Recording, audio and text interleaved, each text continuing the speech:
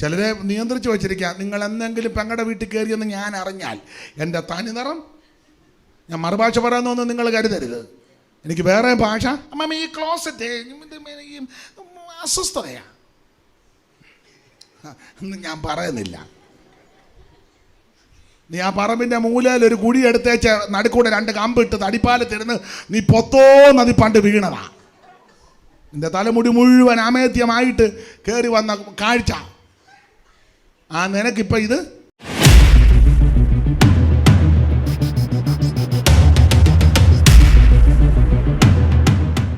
ആണ്. യഹോവേ, നീ എന്നെ ശോധന ചെയ്ത് അറിഞ്ഞിരിക്കുന്നു. നമ്മെ നല്ലവണ്ണം അറിയുന്ന ദൈവത്തിൻ്റെ മുമ്പാകെയാ ഞാൻ നിങ്ങളുമായിരിക്കുന്നത്.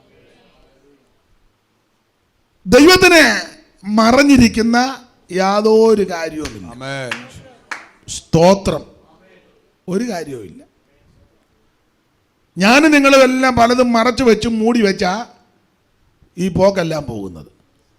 പക്ഷെ ദൈവം ഇതെല്ലാം കണ്ടുകൊണ്ടിരിക്കുക. ഞാനിപ്പോൾ ഓർക്കുന്നു, ഇവിടെ ഈ പള്ളിയുടെ പിന്നെ പ്രതിഷ്ഠാ സമയത്ത് ഇവിടെ ഒരു പള്ളിയുണ്ടല്ലോ, ഈ കൂടാരപ്പള്ളി, ബാലിയകരയല്ല അല്ല, ഇവിടെ കൂടാരപ്പള്ളി മലങ്കരയാണ്. അപ്പം അതിന് അന്ന് പ്രധാനപ്പെട്ട ആൾക്കാർ പലരും ഉണ്ടായിരുന്നു. സഭാ മേലധ്യക്ഷന്മാരും രാഷ്ട്രീയ നേതാക്കന്മാരും ഒക്കെ ധാരാളം പേര്. അപ്പോൾ അന്നിപ്പോൾ ഓർക്കുന്നു, ഈ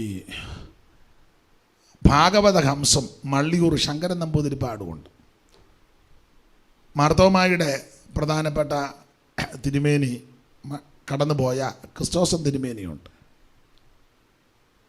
അപ്പോൾ ഇവരെല്ലാം കൊണ്ടിരിക്കുന്ന സദസ്സാണ്. അപ്പോൾ മള്ളിയൂർ ശങ്കരൻ നമ്പൂതിരിപ്പാടിനെ അറിയാം. ഒരു മുണ്ട് കൊടുത്ത് ഇതുപോലൊരു 2ാം മുണ്ട് ഇങ്ങനെ ഇട്ടിട്ടുണ്ട്, പിന്നെ പൂണൂലും. അപ്പോൾ തിരുമേനിമാരെല്ലാം ഇരിപ്പുണ്ട്. അപ്പോൾ ഈ ക്രിസ്തോസൻ തിരുമേനി വളരെ രസികനാണല്ലോ. അപ്പോൾ അദ്ദേഹം പറഞ്ഞു കൂടുന്ന കൂട്ടത്തിൽ പറഞ്ഞു, നമുക്കെല്ലാം ഇഷ്ടം പോലെ തുണിയുണ്ട്, ഈ തിരുമേനിക്ക് തുണി അധികം ഇല്ല. ഏതാ മള്ളിയൂര്. കാരണം ഒരു മുണ്ടും ഇതുപോലെ ഒരു 2ാം മുണ്ട് ഇങ്ങനെ. അപ്പോൾ എല്ലാവരും അങ്ങ് വല്ലാതായി, അയ്യോ ഈ പ്രധാനപ്പെട്ട സദസ്സിലെ ഇങ്ങനെ സംസാരിച്ചല്ലോ.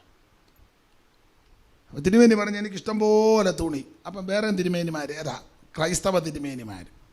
തിരുമേനി ഒരാളേ ഉള്ളൂ, ദൈവം തമ്പുരാനാ. അത് വേറൊരു കേസ്, ഞാൻ പിന്നെ പറയാം. സംബോധന അങ്ങ് പറഞ്ഞതേ ഉള്ളൂ. നമുക്കെല്ലാം ഒത്തിരി തുണിയുണ്ട്. ഇവിടെ മുതൽ ബട്ടൻസാ. ഈ നമ്പൂതിരിപ്പാടിൻ്റെ തുണി അധികം ഇല്ല. അപ്പം ചിലർക്ക്, ബുദ്ധിയുള്ളവർക്കറിയാം തിരുമേനി വേറെ കാര്യമാണ് പറഞ്ഞു വരാൻ പോകുന്നത്. അടുത്ത ഡയലോഗ്, നമുക്കെല്ലാം ഒത്തിരി കാര്യം മറച്ചു വെക്കാനുണ്ട്, ഈ തിരുമേനിക്കൊന്നും അധികം മറച്ചു വെക്കാനില്ല. മനസ്സിലായോ? നമ്മൾ 10-12 മീറ്റർ തുണിയായിട്ട് നടക്കുന്ന ഒത്തിരി കാര്യം നമുക്ക് മറയ്ക്കാനും ഒളിക്കാനും ഒക്കെ ഉണ്ട്. ഈ തിരുമേനിക്ക് ജീവിതം നല്ല ജീവിതമാണ്, ഒത്തിരി മറയ്ക്കാനൊന്നും. നിങ്ങൾക്ക് ആ കാര്യം ബോധ്യപ്പെട്ട് കാണും. എനിക്ക് നിങ്ങൾക്ക് വല്ല ഒത്തിരി കാര്യം മൂടി വെക്കാനും മറയ്ക്കാനുമുണ്ട്. എന്നാൽ നാം ആരാധിക്കുന്ന, സേവിക്കുന്ന, നമ്മെ രക്ഷിച്ച് നമുക്ക് വേണ്ടി ജീവൻ തന്ന നമ്മുടെ കർത്താവിന് ഒന്നും മറവല്ല. സകലതും അവൻ്റെ മുൻപാകെ. അയ്യോ, എബ്രായ ലേഖനം 4-ാം അധ്യായത്തിന്റെ 13-ാം വാക്യം, അറിവുള്ള വാക്യമാ എങ്കിലും വായിച്ചോ. മൈക്കിൽ കൂടെ വായിക്കാവുള്ളൂ, മൈക്കുള്ളവർ, ഇല്ലെങ്കിൽ ഉറക്കെ വായിക്കണം.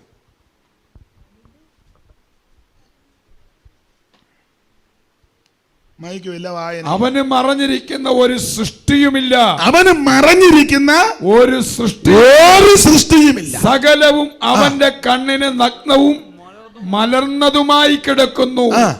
അവനുമായിട്ടാകുന്നു നമുക്ക് കാര്യമുള്ളത്. ദൈവത്തിന് മഹത്വം. എന്നെ കേൾക്കുന്ന പ്രിയരെ, ദൈവത്തിന് മറഞ്ഞിരിക്കുന്ന ഒരു കാര്യവുമില്ല.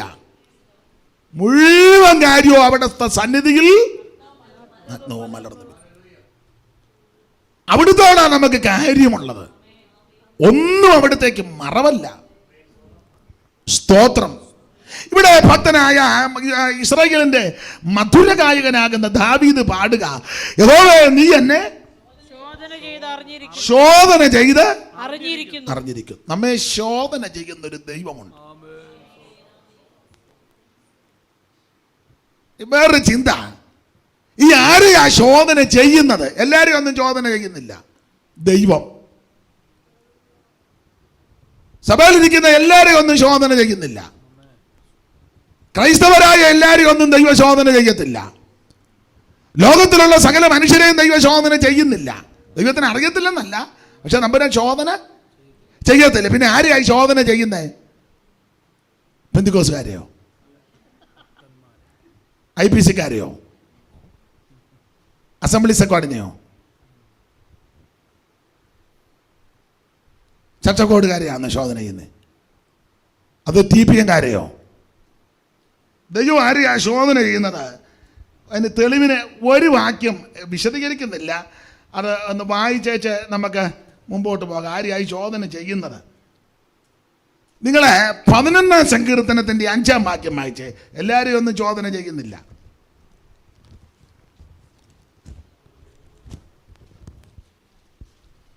യഹോവ നീതിമാനെ ശോധന ചെയ്യുന്നു. യഹോവ നീതിമാനെ ശോധന ചെയ്യുന്നു. എല്ലാവരെയും ഒന്നും ശോധന ചെയ്യത്തില്ല. അങ്ങനെ ആരും ഇരുന്ന് കുണുങ്ങുകയും വേണ്ട. ദൈവം എന്നെ ശോധന ചെയ്യുന്നു. യഹോവ നീതിമാനെ ശോധന ചെയ്യും. ആരായി നീതിമാൻ? ദൈവം നീതീകരിച്ചവൻ. വിശ്വാസത്താൽ നീതീകരണം പ്രാപിച്ച ദൈവ പൈതലിനെ ദൈവം നന്നായി ശോധന ചെയ്യും. സ്തോത്രം. ശോധന ചെയ്യും. ദാവീദ് ഒരു ഭാഗത്ത് പറഞ്ഞു, അയ്യോ നീ എന്നെ അറിയുന്നു, നീ എന്നെ അറിയുന്നു. അങ്ങനെ നിങ്ങളാണ്ട ശമൂവേലിൻ്റെ 2-ാം പുസ്തകം ദാവീദ് അങ്ങനെ പാടിയത്, നീ എന്നെ അറിയുന്നെന്ന്. 7:20 വായിച്ചേ. ശമൂവേലിന്റെ 2-ാം പുസ്തകം 7:20. ദാവീദിനി നിന്നോട് എന്ത് പറയുണ്ട്? ദൈവത്തോട് ചോദിക്കുക, അയ്യോ ദാവീദിനി നിന്നോട് എന്ത്? അടുത്തത്, കർത്താവായ യഹോവേ നീ അടിയനെ അറിയുന്നു. മതി. കർത്താവായ യഹോവേ നീ അടിയനെ അറിയുന്നു. നമ്മളെ നന്നായിട്ട് അറിയുന്നൊരു ദൈവമുണ്ട്. അതാ ഇന്നാൾ ഞാൻ ഓർപ്പിച്ചല്ലോ, നിങ്ങൾക്കറിയാം, തമ്പുരാൻ ഒരിക്കൽ മോശയോട് പറഞ്ഞു, ഞാൻ നിന്നെ അറിഞ്ഞിരിക്കുന്നു, നല്ലതുപോലെ നിന്നെ അറിഞ്ഞിരിക്കുകയാണ്. നിങ്ങളാണ്ട 33-ാം അധ്യായം പുറപ്പാട് 17 അറിയുന്നല്ല, നിന്നെ അടുത്തറിഞ്ഞിരിക്കുന്നെന്നായിരുന്നു. യഹോവ മോശയോട് നീ പറഞ്ഞ ഈ വാക്ക് പോലെ ഞാൻ ചെയ്യും. ദൈവം ഒരു മോശയോട് പറയാം, നീ പറയാൻ പോലെ ഞാൻ ചെയ്യുമെന്ന്. ദൈവമായിട്ട് എന്ത് അടുപ്പം ഉണ്ടായിട്ടാ ദൈവം അങ്ങനെ പറഞ്ഞേ? നീ പറയാൻ പോലെ ഞാൻ ചെയ്യും. അടുത്തത്, എനിക്ക് നിന്നോട് കൃപ തോന്നിയിരിക്കുന്നു. എനിക്ക് നിന്നോട് കൃപ തോന്നിയിരിക്കുന്നു. ഞാൻ നിന്നെ അടുത്തറിഞ്ഞുമിരിക്കുന്നു. ദൈവം നമ്മളെ ഒന്ന് അടുത്തറിയണം. ഇത് പെന്തിക്കോസ് വന്നിട്ട് 10-25 കൊല്ലമായി ഇന്ന് വരെ ഓട്ടവും പിടിയും കൊടുത്തിട്ടില്ല. ദൈവം ഇപ്പൊ കടന്ന് പാരപ്പെടുക. ഉദ്ദേശം എന്നാന്ന് ഇതുവരെ ദൈവത്തിനൊന്നും അറിയത്തില്ലെന്നല്ല ഞാനീ പറഞ്ഞത്. ദൈവസന്നിധിയിൽ സമ്മതിക്കണം. ദാവീദ് പറയുക, അയ്യോ നീ എന്നെ അറിയുന്നു, കർത്താവായ യഹോവേ നീ അടിയനെ അറിയുന്നു. മോശയോട് ദൈവം പറഞ്ഞു, ഞാൻ നിന്നെ അടുത്തറിഞ്ഞിരിക്കുന്നു. നമ്മെ ശോധന ചെയ്യുന്ന ഒരു നല്ല ദൈവമുണ്ട്. ഭക്തൻ അതുകൊണ്ടാണ് പറഞ്ഞ, കർത്താവേ നീ എന്നെ ശോധന ചെയ്യണം. അത് പ്രാർത്ഥിക്കണം. ഇത് നമ്മൾ പ്രാർത്ഥന, കർത്താവേ എന്നെ ഒന്നും ചെയ്യരുത് എന്നാ, എന്നെ ഒന്നും ചെയ്യരുത്, നമ്മൾ ശോധന ചെയ്യരുതെന്നാ. എന്നാൽ സങ്കീർത്തനക്കാരെ പാടിയിരിക്കുന്നത് 26-ാം സങ്കീർത്തനം 2-ാം വാക്യം വായിച്ച സങ്കീർത്തനം 26:2. കണ്ടോ, യഹോവേ എന്നെ പരീക്ഷിച്ച് ശോധന ചെയ്യണം. അങ്ങനെ തന്നെ പ്രാർത്ഥന. അല്ല ശോധന ചെയ്യരുതെന്നല്ല, ഈ ശോധന ചെയ്തെങ്കിലേ സ്ഫുടം പോലെ പുറത്ത് എത്തൂ. സ്ഫുടം ചെയ്യണ്ടേ? സ്തോത്രം, നീ എന്നെ ശോധന ചെയ്യണം. അങ്ങനെ തന്നെ പ്രാർത്ഥിച്ചത്. സ്തോത്രം. നമ്മെ ശോധന ചെയ്യുന്ന ഒരു നല്ല ദൈവമുണ്ട്. വേറൊരു ഭാഗത്ത് ദാവീദ് തന്നെ പാടി ഇങ്ങനെ, നീ എൻ്റെ ഹൃദയത്തെ ശോധന ചെയ്തെന്ന. അപ്പൊ ശോധന ചെയ്യേണ്ടത് എവിടാ? ഹൃദയത്തെ ആണ്. അതിനകത്തായി കുരുക്കല്ല ഇരിക്കുന്നത്. 17-ാം സങ്കീർത്തനം 3 വായിച്ചേ. നീ എന്റെ ഹൃദയത്തെ ശോധന ചെയ്ത്, നീ എന്റെ ഹൃദയത്തെ ശോധന ചെയ്ത് രാത്രിയിൽ എന്നെ സന്ദർശിച്ചു. അന്നേരം ഞാൻ മൊബൈലിൽ കളിച്ചോണ്ടിരിക്കുക.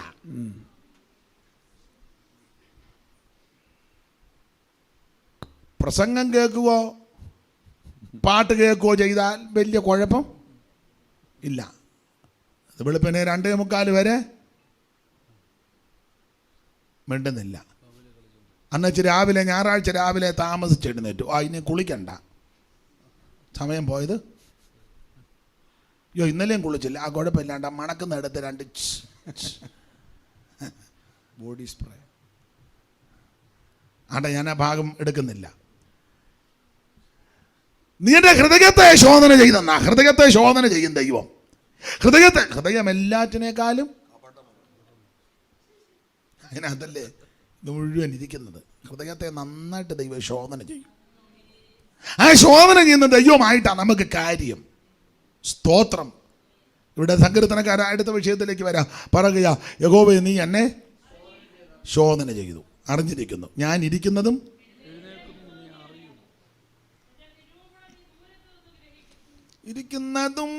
ഞാൻ എഴുന്നേൽക്കുന്നതും കർത്താവ് കാണുന്നു, ഇരിക്കുന്നതും ഞാൻ എഴുന്നേൽക്കുന്നതും കർത്താവ് കാണുന്നു, ഗ്രഹിക്കുന്നു കർത്തൻ ഹൃദയ നിരൂപണം. ദൂരത്തു നിന്നും തന്നെ ഇതൽബോധം, ദൂരത്തു നിന്നും തന്നെ ഇതൽബോധം, ഈ പരിജ്ഞാനം, ഈ പരിജ്ഞാനം വാഴ്ചയതായവനേ. അറിയുന്നു ശോധന ചെയ്തനാഥൻ, അറിയുന്നു ശോധന ചെയ്തനാഥൻ, ഈ പരിജ്ഞാനം.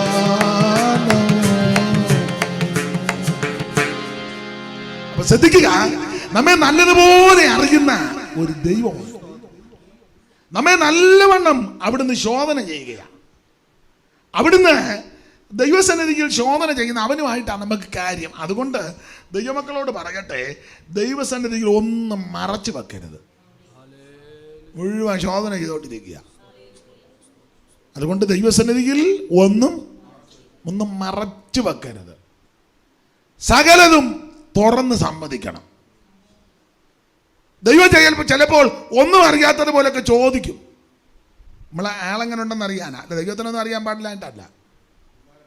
ദൈവം ചോദിക്കും, ഇല്ലേ? നമ്മളോർക്കുന്ന പുള്ളിക്ക് പ്രായമായ എൻ്റെ കുഴപ്പമുണ്ടെന്നാ? അവിടുന്ന് സർവജ്ഞാനിയാ, സർവശക്തനാ, സർവവല്ലഭനാ, സർവത്തെ നിയന്ത്രിക്കുന്നവനാ, സകലത്തിൻ്റെ ഉടമസ്ഥനാ. അവിടുന്ന് അറിയാത്ത ഒരു കാര്യവുമില്ല.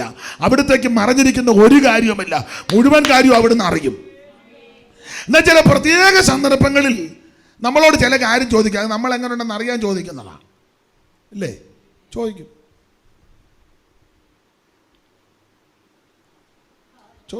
പണ്ട് നമുക്കൊരാളുണ്ട്, എപ്പോൾ കണ്ടാലും ചോദിക്കും, വീട് എവിടാന്നാ പറഞ്ഞേ? എന്നാലും പുള്ളിയോട് കാവാലമാന്ന് പറയും. എന്നാലും പുള്ളി വീട് എവിടാന്നാ പറഞ്ഞേ? പുള്ളിക്ക് അറിയാൻ പാടില്ലേണ്ടല്ല, പുള്ളിയുടെ ശൈലിയാ.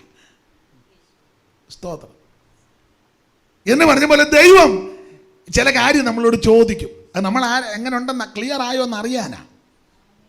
ഒരിക്കലേ ഓടിച്ചു പറയാം, ദൈവം ദൂതൻ അല്ലെങ്കിൽ ദൈവം തന്നെ ചോദിച്ചു, പേരെന്നാന്ന് ചോദിച്ചു. ആരോടാന്നറിയാമല്ലോ. എന്താ പേരെന്തുവാ? നിങ്ങളാണ്ട ഉൽപ്പത്തി 32:27 ഒന്ന് വായിച്ചേ. നിന്റെ പേരെന്തെന്ന് അവൻ അവനോട് ചോദിച്ചതിന് യാക്കോബ് എന്നവൻ പറഞ്ഞു. ഒന്നുകൂടെ വായിച്ചേ സാറാ. നിന്റെ പേരെന്ത് എന്നവൻ അവനോട് നിന്റെ പേരെന്തെന്ന് അവൻ അവനോട് ചോദിച്ചത്. പേരറിയാൻ മേലായിട്ടാണോ? ഇയോട് ജനിക്കുന്നതിന് മുന്നേ പേരിടുന്നവനാ ദൈവം, ഇല്ലേ? അബ്രഹാമിനോട് സാറായിയോടും പറഞ്ഞൊരു കൊച്ചനുണ്ടാകും, പേര് ഇസഹാക്ക് ഇട്ടോണം. മറിയത്തോടും യോസേഫിനോടും പറഞ്ഞു അവൻ യേശു എന്ന് പേരിട്ടോണം, ഇല്ലേ? അതാ ദൈവം. ആ ദൈവം ഇപ്പൊ ചോദിക്കാ എന്താ പേരെന്നെ, പേരെന്നെ ചോദിക്കാൻ കാര്യം ആള് ക്ലിയർ ആയോന്ന് അറിയാനാ. അപ്പനെ കളിപ്പിച്ച ചെല്ലേ ഇങ്ങോട്ട് ഓടിയത്. ഇപ്പോഴും കളിപ്പീരൊക്കെ ഉണ്ടോ? നാട്ടുകാരെ കളിപ്പിക്കുന്നുണ്ടോ? കുടുംബക്കാരെ കളിപ്പിക്കുന്നുണ്ടോ? സഹോദരങ്ങളെ കളിപ്പിച്ചോ? പ്രായമുള്ള അപ്പനെയും അമ്മയും കളിപ്പിച്ച് ആധാരം കൈക്കലാക്കിയോ? അതിനെ ചോദിക്കുന്ന പേരെന്നാണ്? സ്തോത്രം. എന്തെങ്കിലും ഭക്ഷണം കൊടുത്ത ആൾക്കാരെ മയക്കിയോ? ഇതൊക്കെ അറിയണ്ടേ? അതാ ചോദിച്ച പേരെന്നാ?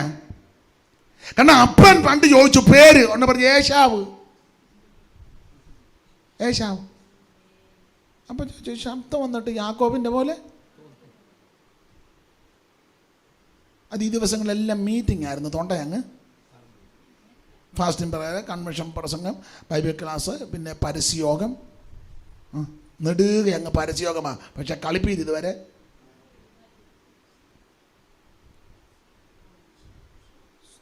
സ്തോത്രം. ഇപ്പോഴും കളിപ്പീരുണ്ടോ? അതായത് പേരെന്നെ അപ്പൻ ചോദിച്ചോ പറഞ്ഞു എൻ്റെ പേര് ഏശാവ്. അടുത്ത് വന്നപ്പം തപ്പി നോക്കിയപ്പോൾ വസ്ത്രത്തിൻ്റെ വാസനയും ശരീരത്തിൻ്റെ പ്രകൃതിയല്ല ഏശാവിൻ്റെ, ശബ്ദം മാത്രം യാക്കോബിൻ്റെ. പിന്നെ അങ്ങ് അനുഗ്രഹിച്ചത് പോട്ടെ, വേറെ വിഷയമാണ്. വർഷങ്ങൾ കുറച്ച് കഴിഞ്ഞു. ഇപ്പൊ തമ്പുരാൻ ഡയറി ചോദിച്ചു പേരെന്നാ? പുള്ളി ഏതായാലും തുറന്ന് സമ്മതിച്ചു എൻ്റെ പേര്. പേര് ചോദിക്കുമ്പോൾ തുറന്ന് പറയണം. ചിലരോട് പേര് ചോദിച്ചാൽ തുറന്ന് പേരെന്നാ? പേര് ഇങ്ങനെ ഉണ്ട്. ചില ഈ നേരും ചൊവ്വനും വർത്താനം പറയുമല്ലോ. നിങ്ങൾ ചിലർ ശ്രദ്ധിച്ചേ, നിങ്ങൾ ചിലരോട് സംസാരിച്ചേ നേരും ചൊവ്വനും വർത്താനം പറയുമല്ല. എന്തുകൊണ്ട്? വിശേഷം ഇങ്ങനെ പല കാര്യങ്ങളുണ്ട്. അത് വിശേഷം എന്ന് പറയുമ്പോൾ ഇങ്ങനെ നമ്മൾ പല കാര്യങ്ങളെന്ന് പറയുമ്പം അത് ഉണ്ടോ? വിശേഷം ഒന്നും അയ്യോ ഞാൻ സുഖമില്ലാതിരിക്കാതെ പ്രാർത്ഥിക്കണം, അല്ലേ വൈഫിന് വയ്യ, അല്ലെ കുഞ്ഞുങ്ങൾ ഇന്നതാ, ഇന്ന വിഷയം, അല്ലെ ഇന്ന കടഭാരം, അല്ലേ ബുദ്ധിമുട്ട്, അതല്ലേ എൻ്റെ മര്യാദ.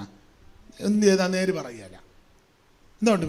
വിശേഷം നമ്മളിങ്ങനെ വിശേഷം എന്ന് പറയുമ്പോൾ അങ്ങനെ പല ആണല്ലോ വിശേഷം എല്ലാവർക്കും ഇങ്ങനെ പല വിശേഷങ്ങൾ ഉണ്ട്.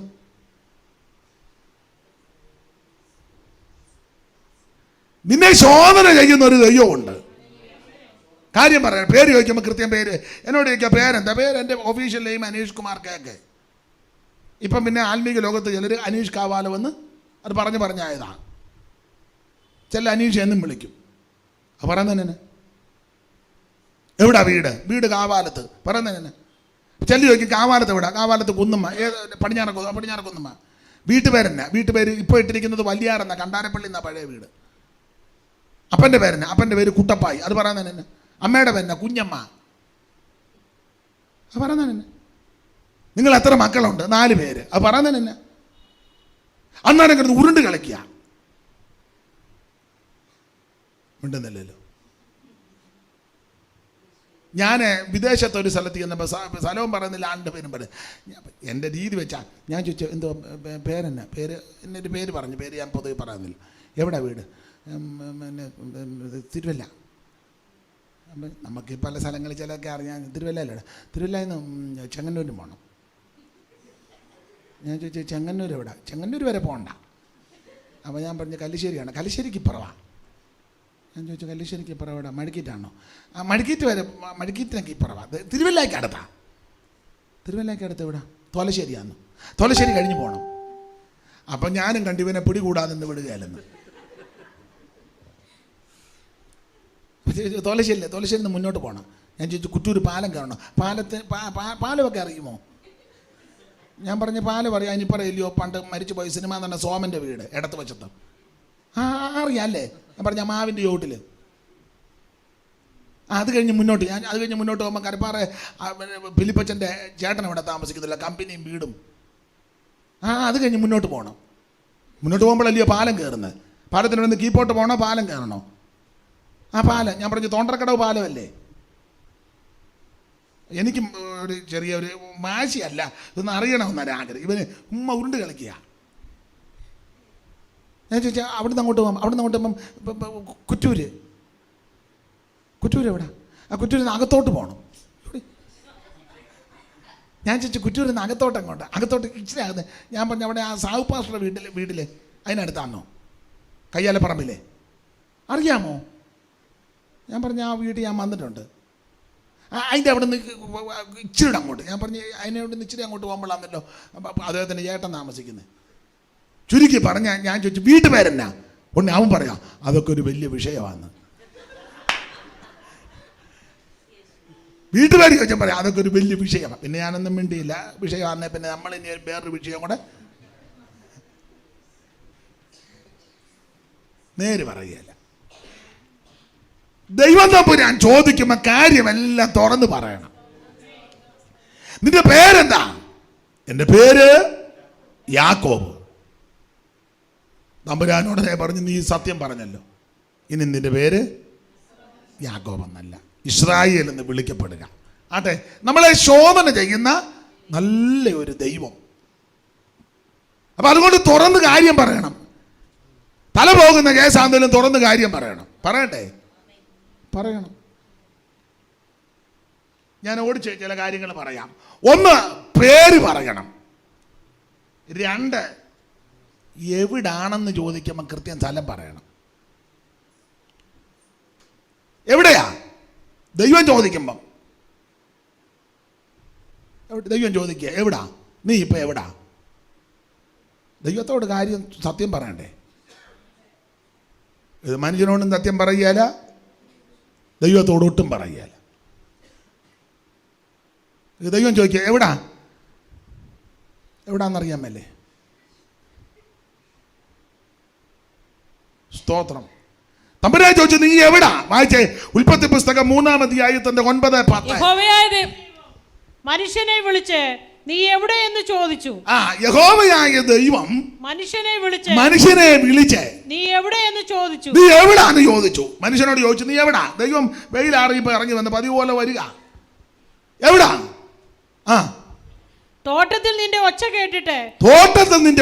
കേട്ടിട്ട് ഞാൻ നഗ്നനാകൊണ്ട് ഭയപ്പെട്ട് ഒളിച്ചു എന്ന് അവൻ പറഞ്ഞു. ദൈവം നിന്നോട് ചോദിക്കുമ്പോൾ കൃത്യം സ്ഥലം പറയണം. സ്തോത്രം. ചില സന്ദർഭങ്ങളിൽ മനുഷ്യരോട് ചില കൃത്യം സ്ഥലം പറഞ്ഞാൽ പ്രശ്നം ഉണ്ടാകും. ഇല്ലേ? പറ. ഉണ്ടാകും. ഭർത്താവിനോട് ചിലപ്പോൾ ഭാര്യ കൃത്യം സ്ഥലം പറഞ്ഞാൽ ചിലപ്പോൾ പ്രശ്നം ഉണ്ടാകാൻ സാധ്യത ഉണ്ട്. ഭാര്യയോട് ഭർത്താവ് ചിലപ്പോൾ കൃത്യം സ്ഥലം പറഞ്ഞാൽ പ്രശ്നം ഉണ്ടാകാൻ സാധ്യത ഉണ്ട്. എല്ലാവരുടെയും കാര്യമല്ല. പിള്ളേരോട് ചില പ്രത്യേക സ്ഥലം പറഞ്ഞാൽ പ്രശ്നം ഉണ്ടാകാൻ സാധ്യതയുണ്ട്. മാതാപിതാക്കളോട് പിള്ളേർ ചില കൃത്യം സ്ഥലം പറഞ്ഞാൽ പ്രശ്നം ഉണ്ടാകാൻ സാധ്യത ഉണ്ട്. പക്ഷേ ദൈവത്തോട് കൃത്യം കാര്യം പറയണം. നിങ്ങൾക്കിപ്പോൾ സംശയം, അങ്ങനെ കൃത്യം പറഞ്ഞ ഉടനെ നല്ല പറ്റിയ ആൾക്കാരാ. ഉദാഹരണം ഉടക്കുണ്ടാക്കാനല്ല.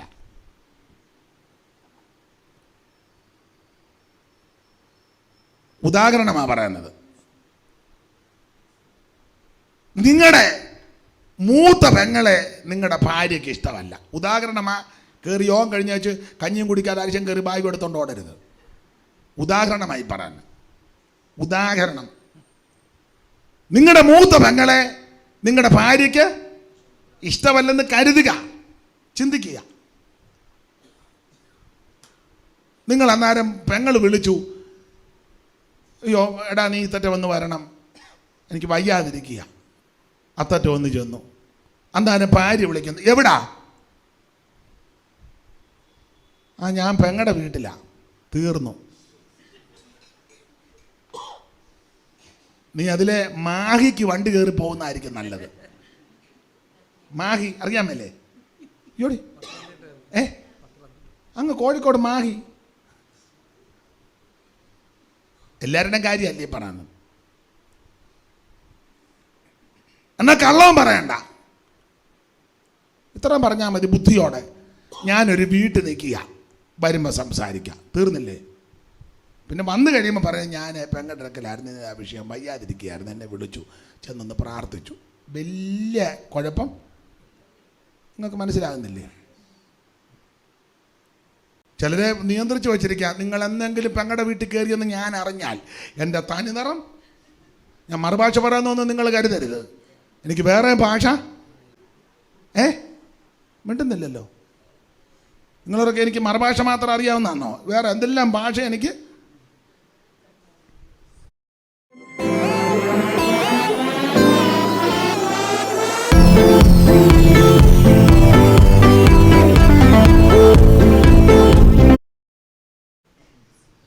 എല്ലാവരും എടുക്കപ്പെട്ടതാണെന്ന് തോന്നുന്നു. ഒരു കാര്യം ദൈവമക്കളോട് പറയാം. ചിലപ്പോൾ ഭാര്യ ഒറ്റയ്ക്ക് വിശ്വാസത്തിൽ, ഭർത്താവ് വിശ്വാസത്തിലല്ല. അവരവസരം കിട്ടിയപ്പോൾ ഒരു കൂട്ടായ്മയ്ക്ക് വന്നങ്ങോട്ട് ഇരുന്ന ഉടനെ ഭർത്താവിൻ്റെ കോള്, നീ എവിടെ അടി? ഞാൻ പ്രാർത്ഥനയ്ക്ക് ഇരിക്കുകയാണെന്ന് പറഞ്ഞാലോ പ്രശ്നമുണ്ടാവും. അല്ല, പാട്ടും പ്രാർത്ഥന ഇരിക്കുന്നതിനിടെ മൊബൈൽ കേട്ട അയാൾക്ക് അറിയാം തമ്പേറടിക്കുന്ന ശബ്ദം. ഒന്നെങ്കിൽ വെളിയിലോട്ടിറങ്ങി നടത്തിപ്പുകാരോട് ചോദിച്ചു, അല്ലെങ്കിൽ അതിന് നേരത്തെ പറയണം, ഞാൻ ഒരു സ്ഥലം വരെ വന്നതാ, ഇപ്പം അങ്ങ് വരും. പ്രശ്നമില്ലല്ലോ, പ്രശ്നം ഉണ്ടാകാതിരിക്കാനായി പറയുന്നത്. പക്ഷേ ദൈവസന്നിധികളെല്ലാം തുറന്ന് പറയണം. ദൈവം തമ്പുരാൻ ചോദിച്ചു, നീ എവിടാ? അപ്പോൾ എവിടെയാണെന്ന് ചോദിച്ചപ്പോൾ കൃത്യം സ്ഥലം പറഞ്ഞു. ഞാൻ നഗ്നനാകൊണ്ട് ഭയപ്പെട്ട് ഒളിച്ചിരിക്കുക. സ്തോത്രം. ദൈവസന്നിധിയിൽ എല്ലാം തുറന്ന് പറയണം. നമ്മളെ ശോധന ചെയ്യുന്ന ഒരു നല്ല ദൈവമുണ്ട്. ഒന്ന് പേര് പറയണം. രണ്ട്, എവിടാണെന്നും ദൈവത്തോട് കൃത്യം പറയണം. നീ ഇപ്പം എവിടാ? യാക്കോബയിലാണോ? അത് കൃത്യം പറയണം. ഓർത്തഡോക്സ് ആണോ? പറയണം. കത്തോലിക്കലാണോ? അത് പറയണം. ബ്രദറൻ സഭയിലാണോ? അത് പറയണം. ഇവാഞ്ചലിക്കലാണോ? അത് പറയണം. മാർത്തോമയാണോ? അത് പറയണം. പെന്തിക്കോസാണോ? അത് പറഞ്ഞേക്കണം. ഇതങ്ങനല്ലേ? എവിടാ? അങ്ങനൊന്നും ഇല്ല, ഞാൻ എല്ലായിടത്തും പോവും, ഞാൻ എല്ലായിടത്തും. അല്ല, എന്നാൽ ഏത് അങ്ങനെ എന്തിനാ ഈ കൂട്ടായ്മ? നമ്മൾ എല്ലായിടത്തും സകല കേസിനകത്ത് ചെന്ന് തലയിടുക. കൃത്യം സ്ഥലം പറയണം ദൈവത്തോട്. ദൈവത്തിന് അറിയാൻ പാടില്ലായിട്ടല്ല, നീ ആളിപ്പോഴും എങ്ങനെയുണ്ടെന്ന് അറിയാനാ. മരത്തിന് മറിഞ്ഞിരുന്ന് വെച്ച് വരയ്ക്കാത്താന്ന് പറഞ്ഞാലോ? സ്തോത്രം. ദൈവത്തിന് അറിയാത്ത ഒരു കാര്യവുമില്ല, പക്ഷെ കാര്യം തുറന്ന് പറയണം. അപ്പോൾ ഒന്ന്, പേര് പറയണം. രണ്ട്, എവിടാണെന്ന് കൃത്യം പറയണം. മൂന്ന്, എൻ്റെ ചിന്തയാ, മൂന്ന്, നമ്മൾ ചെറുതാണെന്നങ്ങ് സമ്മതിച്ചേക്കണം. ദൈവസന്നിധി ചെറുതാണെന്ന് സമ്മതിക്കണം. ഗിദെയോനോട് കാര്യമെല്ലാം കൂടെ ദൈവം പറഞ്ഞപ്പോൾ ഗിദെയോൻ തൻ്റെ ഉള്ള അവസ്ഥ പറഞ്ഞു, അയ്യോ ഞാൻ ചെറിയവനാ. 6-ാം അധ്യായത്തിന്റെ 15 വായിച്ചേ.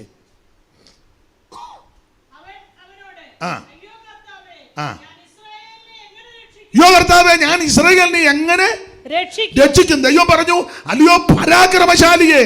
6:14.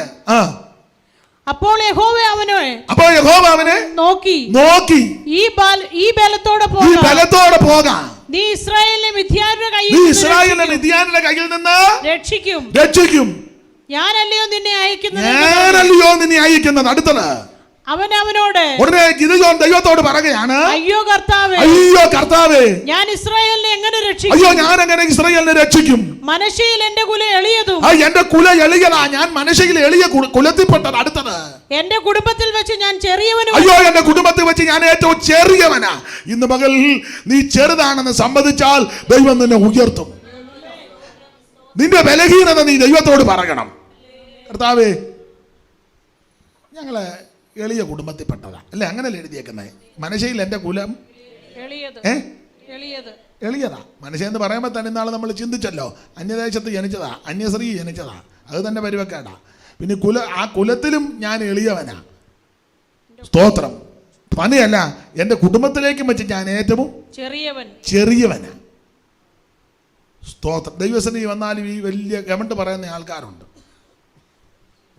ഞങ്ങൾ ഇങ്ങനൊന്നും ജീവിക്കേണ്ട ആൾക്കാരെ അല്ല. ഞങ്ങൾ ആരാണെന്നറിയാമോ? തിരുവല്ലായിലെ ഞങ്ങൾ നമ്പർ 1 ആൾക്കാരായിരുന്നു.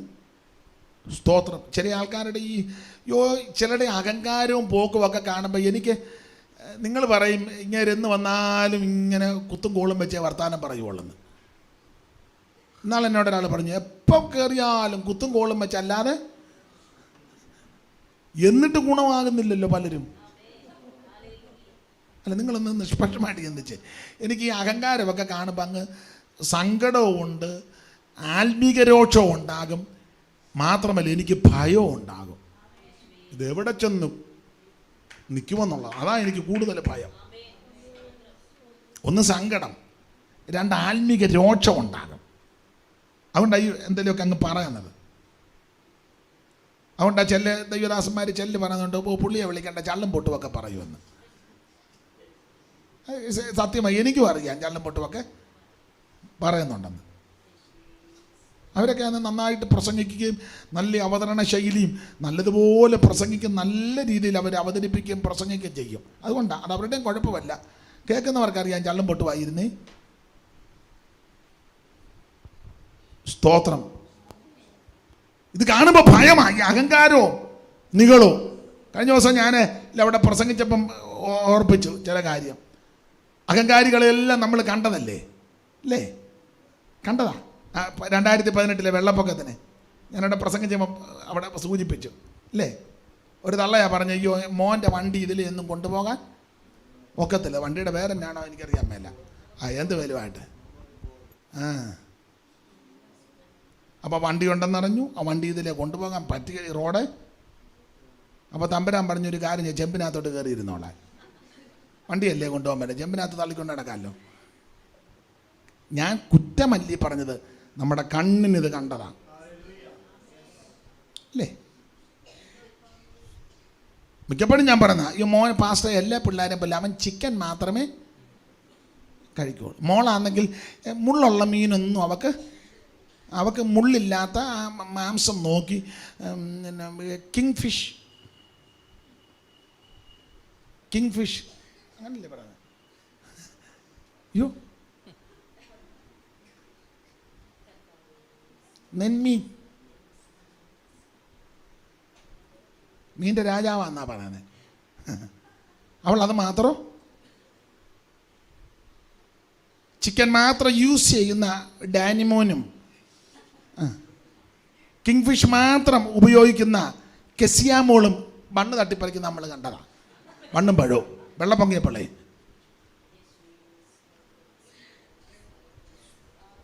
നീ ചെറുതാണെന്ന് സമ്മതിക്കുക. സ്തോത്രം. ചിലവിടെ ഞാൻ എൻ്റെ കട്ടിലേലെ, എൻ്റെ ബെഡ്റൂമിൽ എൻ്റെ കട്ടിലെന്ന് പറഞ്ഞാൽ സാധാരണ കട്ടിലല്ല, നിലമ്പൂർ തേക്കിൻ്റെയാ ഈ ബെഡെന്ന് പറഞ്ഞ നിങ്ങൾ യൂസ് ചെയ്യുന്ന ബെഡല്ല ഇത്. പ്രത്യേകമായിട്ട് വെള്ളം പൊങ്ങി 2 നിലയുടെ മണ്ട കയറി പാണ്ട ക്യാമ്പിൽ പോയി ബെഞ്ചേ കിടക്കുന്നു, നന്നായിട്ട് ഉറങ്ങുന്നുമുണ്ട്. നമ്മളിത് ദൈവം ഇതെല്ലാം കണ്ണിന് വിധിച്ചതല്ല, ഇതെല്ലാം കണ്ടതല്ലേ? സ്തോത്രം. ഒത്തിരി ഈ അഹങ്കാരം പാടില്ല ആർക്കും. ഞാൻ എന്നെയും കൂടെ പ്രതിയാക്കിയായി പറയുന്നത്. സ്തോത്രം.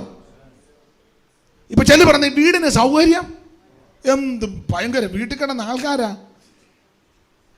ഒരു മുറി ഒരു ചായ്പും, ഒരു മുറി ഒരു ചായ്പും, പെരക്ക് ചുറ്റും കുരുപ്പ കുത്തിയിട്ടേക്കായിരുന്നു. നീ തൂക്കുക പോലുമില്ല. കുരുപ്പയെന്ന് മനസ്സിലായില്ലേ? ഇവിടെ വരെ ഇങ്ങനെ മണ്ണ് കുത്തുമ്പോൾ അതിൻ്റെ മേളിൽ ഇങ്ങനെ തെരുതെരി, അതിനെ കുരുപ്പയെന്നാ ഞങ്ങളുടെ നാട്ടിൽ. ഇവിടെ എന്നാ പറയുന്നത്? കുറിച്ചിൽ എന്നാ പറയുന്നത്? കുരുപ്പയെന്നാണോ? അവിടെ നീരറ്റുപുറത്ത് തന്നെ പറയുന്നത്. പിന്നെ നിങ്ങളാരും മിണ്ടായിരുന്നത് കുരുപ്പയെന്ന് പറഞ്ഞപ്പോൾ പറഞ്ഞായിരുന്നോ? ഞാൻ കേട്ടില്ല, അതുകൊണ്ടാണ്. പെരക്ക് ചുറ്റും കുരുപ്പ, ഒരു മുറി ഒരു ചായ്പും, ചേർന്നൊരു ആട്ടുംകൂട്ട്, അതിനോട് ചേർന്നൊരു ആട്ടുംകൂട്ട് 3 കമ്പ് വെച്ച് പഴയ പ്ലാസ്റ്റിക് ആക്ക് തൂക്കിയിട്ട്, അതാ മറ. പഴയ പ്ലാസ്റ്റിക് ആക്ക്, അതൊന്ന് ആട് ചാടിയപ്പോൾ അത് കീറിയും പോയി. ഇതൊക്കെ അറിയണ്ടേ? 2 പൊട്ടക്കലം, പഴയ മംഗലം, ഒന്ന് കിഴിഞ്ഞ് അതിനകത്ത് ആ തുണി തിരികെ കയറ്റി. കണ്ടിട്ടില്ല? കറച്ചട്ടിക്ക് മേളിൽ മഞ്ചട്ടിയുടെ തന്നെ മൂടി, അതിൻ്റെ വങ്കും പൊട്ടി, ആ പിടിയുടെ അവിടെ പൊട്ടി. മേളിലൊരു പിടിയില്ലേ, അതില്ല. ഇതൊക്കെ ഓർത്തിരിക്കണ്ടേ? ഇപ്പൊ ഈ പ്ലേറ്റ് സൂക്ഷിക്കുന്നില്ല. ഇതന്നെ ഈ ഫ്ലാസ്ക് ഇങ്ങനെ ഇരിക്കുന്ന, എന്ത് ഫ്ലാസ്ക് കണ്ടവളാ?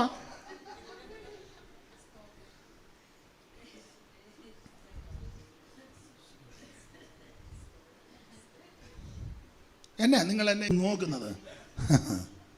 അഹങ്കാരമേ. സ്തോത്രം. മമ്മി എനിക്ക് മാരുതി പറ്റുകയല്ല. പറ്റുകയല്ല. നിങ്ങൾക്ക് മാരുതി കാറ് എന്തോ 800 800 പറ്റുകയല്ല. അന്ന് എനിക്കൊരു 9000 തരട്ടെ. 800 പറ്റുകയല്ലേ? ഒരു 9000.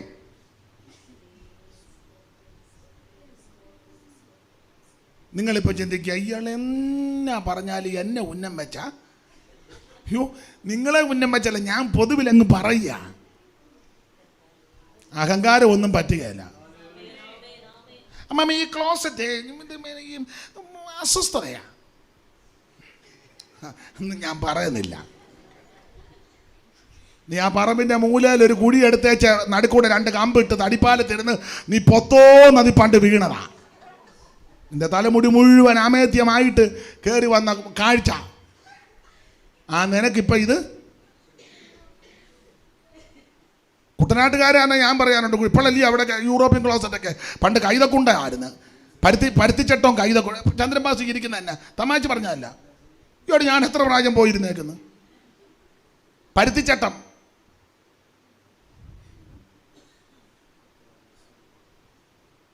ഫ്ലഷ് ചെയ്യുമ്പം വരുന്നില്ല. അയ്യോ, എന്നാ ഈ ഫ്ലഷൊക്കെ ആയത്? ഞാനിതങ്ങ് ഓപ്പണായിട്ട് പറയുക, എന്നെയും കൂടെ പ്രതിയാക്കിയ. നെകളിക്കരുത്, അഹങ്കരിക്കരുത്. ലഭിച്ചതിനെല്ലാം നന്ദി അർപ്പിക്ക്, ലഭിച്ചതിനെല്ലാം സ്തോത്രം പറ. നീ നല്ല തുണി കൊടുക്കാൻ പറഞ്ഞത് ഈ മാർഗത്തിൽ വന്നേ പിന്നെ സ്തോത്രം. ചെറുതാണ് സമ്മതിക്ക്. അങ്ങനെ സമ്മതിക്കുന്നവരെ ദൈവം